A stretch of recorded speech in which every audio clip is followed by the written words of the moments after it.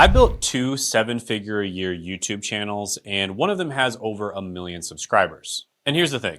Most AI tools out there, they're pretty useless. I see so many people using AI to pump out cookie cutter videos and then wondering why they're not getting views or making money. And look, I'm not anti-AI. I've actually spent around $30,000 on AI tools for my businesses. But today, I'm only sharing the tools that actually help create content people want to watch. These are the AI tools that are going to be worth your money and time. The ones that'll help you make videos that people actually come back for. So if you appreciate me making this type of video, go ahead and let me know by gently tapping that like button.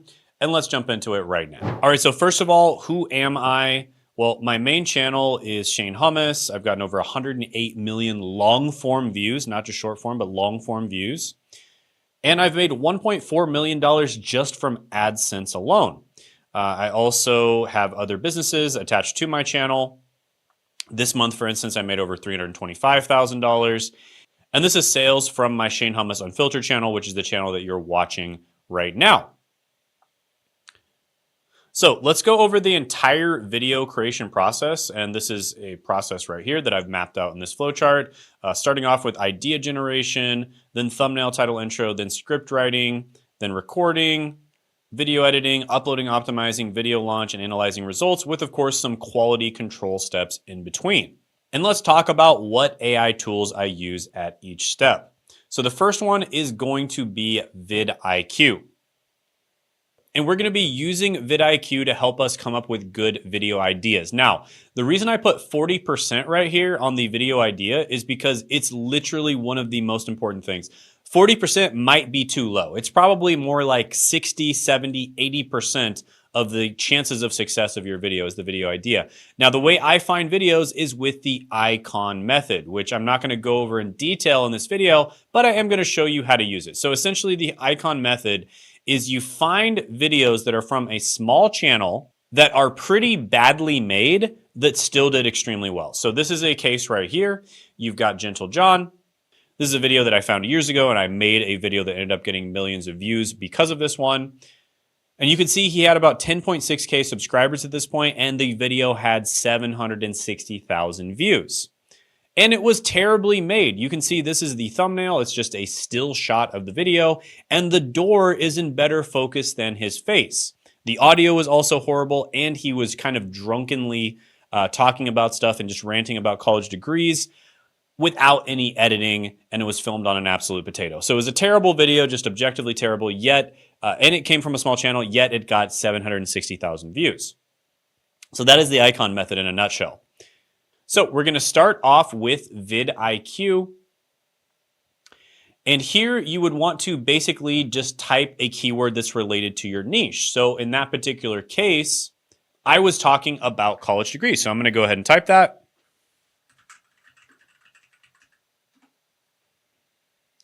And then what I want to do is click on related keywords. And then I'm going to go to search volume and click it twice. And then we're going to see the top keywords that pop up. So these are keywords that are semantically related to college degrees. So finance, how to make money, crash course, high school, computer science, personal development, Shane, that's probably me, Shane Hummus. So you can see that my name is semantically related to college degrees. Robinhood, student, Hummus, Alex Clark, don't know who that is.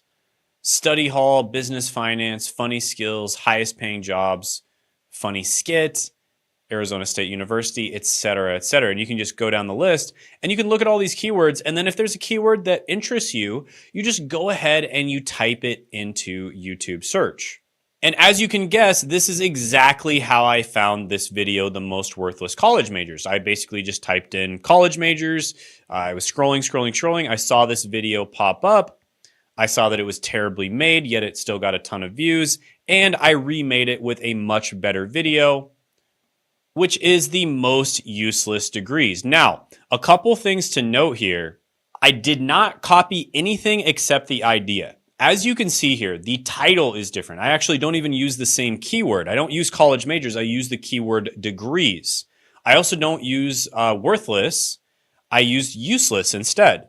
So I purposely did not want to copy the title, because if you copy the title, that means that your video is going to be competing against the video that already has hundreds of thousands of views, which means it's probably going to lose. So you don't want to compete directly against them. So additionally, I did not copy the thumbnail. Why? Because the thumbnail was bad. Of course I wouldn't copy it. I made a significantly better thumbnail. And of course, I did not copy the contents of the video. So literally the only thing you copy with the icon method is the idea. And what I like to do is use vidIQ and keywords everywhere for that. Now here's an example on the screen of somebody who did not follow this rule. They actually copied my thumbnail almost to a T. So you don't want to do this because this is way too close to my actual thumbnail. And it also uses the same word. So it says it uses the same exact term, most useless degrees.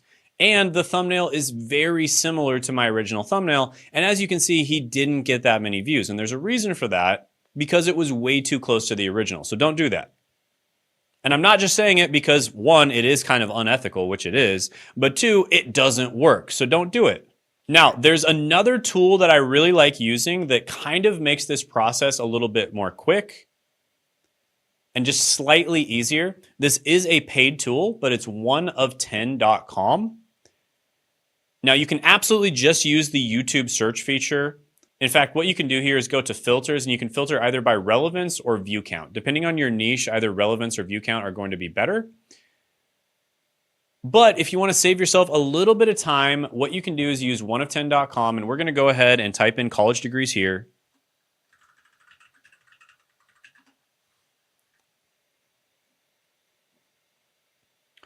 And then we can go to filters and we can play around with this. So you can do the multiplier.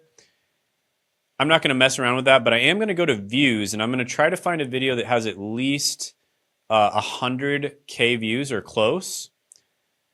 And then I'm going to go to less subscribers. So, a maximum of 150,000 subscribers. And then view duration doesn't really matter. And I'm going to do more columns just to give me more options. Also, you can mess around with like last 6 months, last year, etc. Sometimes that can be helpful too. Then you go ahead and apply changes. And as you can see, college major slander, the top 10 hardest college degrees. And it gives you how many more views this video got than the average channel views. So in this case, 12,000 is the average. They got 162,000, which is about 12.6 times more than the average. So cybersecurity professional certificates versus degrees, which is better. That is an example of a video that did really well. This is kind of like a review video. And this would be a video that I would consider potentially making, since I talk about alternative education and how to get into really good jobs without having to spend a fortune on a college degree. With that being said, I would review this video to make sure that it isn't very good. I would want to make sure that he's not making extremely good content, because it needs to be mediocre or preferably really bad content for me to want to remake it. And then finally, I like to use ChatGPT Pro for ideation, but this is only if you know that you're going to be making content that's very similar to a particular channel, or you've already been making content on your channel and you've had some success with that content. So what you would do in this case is you would actually take your most popular videos, or the most popular videos from the channels that you want to, make similar content to theirs. You'd copy and paste them into ChatGPT Pro. And yes, this is the $200 a month version of ChatGPT, so it is quite expensive. And then you would ask it to come up with video ideas that are similar to these ones that did extremely well. Now, this isn't necessary. We don't do this all the time, but it has helped us come up with some pretty good video ideas. With that being said, I do usually recommend just sticking to the icon method, because I would say probably about 6, 7, or 8 out of 10 of the video ideas that it comes up with are probably not going to be good. And somewhere around 2 to 4 of the video ideas that it comes up with will be good, but you need to have good judgment when it comes to choosing them. And so if you were working directly with me as one of my clients, then of course, I would be able to help you choose the good ones. But I'm not going to recommend this to the average person out there who doesn't have access to an expert. All right, so next we're going to be moving on to what I like to call the holy trifecta. And this is the thumbnail, title, and intro. And the reason that I put these three together is because it's important that all three of them interact with each other in a certain way. Because the person that's watching your video is first going to see the thumbnail, and then they're going to make the decision based on the thumbnail whether or not they are going to look at your title. And then they're going to see the title and make the decision on whether or not they're going to click your video. And then they're going to click your video, and based on the intro, they're going to make the decision on whether or not they're going to continue watching your video. So it's very important that these three things are aligned with each other, and the key word here is congruent. You want to make sure that all three of them are congruent with each other. Now, one very common thing that I see people will do is they'll put like a shocked face on the thumbnail, like they're scared or they're mad or they're sad or whatever, and then the video will be about like the best AI or something like that. And it just doesn't make any sense because they're making a shocked face on the thumbnail like as if they're talking about the worst AI, but then they're actually talking about the best AI. And that creates a lot of incongruency when people are viewing your video, which means less of them are going to click and less of them are going to stick to your video if they do click. So that's why I like to do all three of these at the same time, and I recommend to clients that they do it before they make the video. And you can use ChatGPT Pro to come up with titles. However, it's very expensive.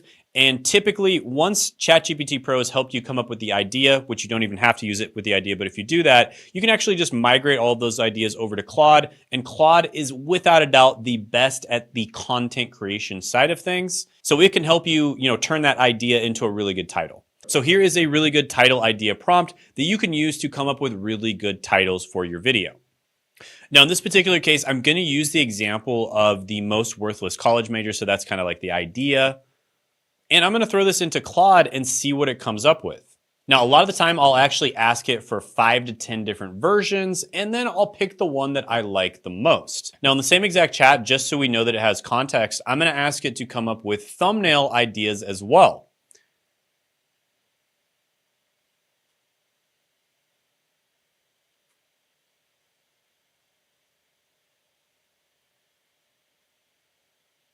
And then the third one is going to be the intro. So here it is. I'm not going to read it out to you, but this is a good intro prompt. Note that with my clients, I have them create very specific assets and put them into Claude or other AI software that we recommend. We actually have our own in-house AI software, and we have this as base information. So for instance, we have them tell their life story. We have them put all of their testimonials, and we have them put their overall philosophy into the software. And in some cases, we might have them put other assets that they have, like if they've already had YouTube videos that have done well, into the software. And so the prompt that we would use for them would be a little bit different. But of course, I'm just showing you how to use the prompt without all of those other things. And this is a really good prompt for that. And it's coming up with some really good suggestions here. So let's go ahead and move on to the next part, which is script writing. And this is another one where absolutely you should be using Claude for this. So first we're gonna have Claude come up with a list of bullet points. So basically we're gonna have it write an outline, and that's what we ask it to do at the very beginning. So we have it write a comprehensive outline, and this is a really good prompt for that. So we're gonna go ahead and start it. And then you would go through and you would change any parts of the outline that you like or don't like, or add other things that you want to be in there.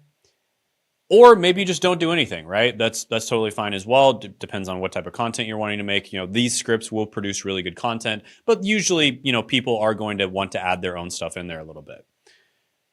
And then you would do this prompt number 2. So this is where you actually write the sections for your outline.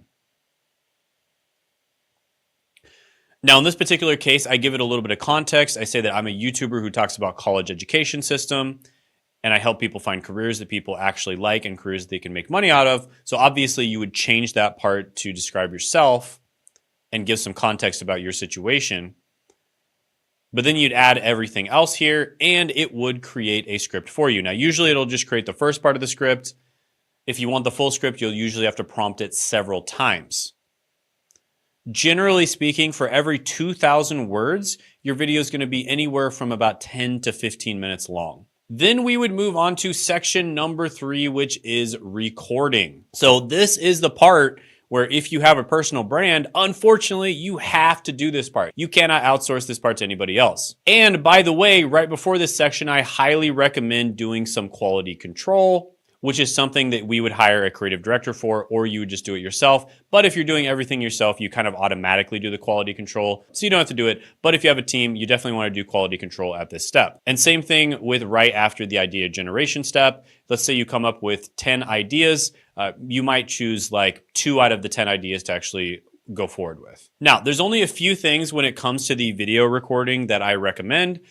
Descript is really good on the editing side for fixing eye contact. So, for instance, right now I'm looking at like my computer screen, but if I use Descript, I can make it seem like I'm looking at the camera, and you probably can't tell. Now, I don't recommend using Descript for the entire video because it'll make it seem like you're just death staring at the camera. But if there are a few moments where you have wandering eyes or you accidentally look somewhere, you want to deliver a line just perfectly, but you're not confident delivering it directly to the camera, you can actually look at your computer or your script or whatever, and then deliver it to the camera. Additionally, I actually, right in front of me, and I'll just record a video so you can see this. Right in front of me, I have a teleprompter. So I have a teleprompter, and this is a particular type of teleprompter where you can drag the computer onto your screen if you want to. Now, right now, I'm just using it as a teleprompter, but I can actually drag this onto the screen if I want to.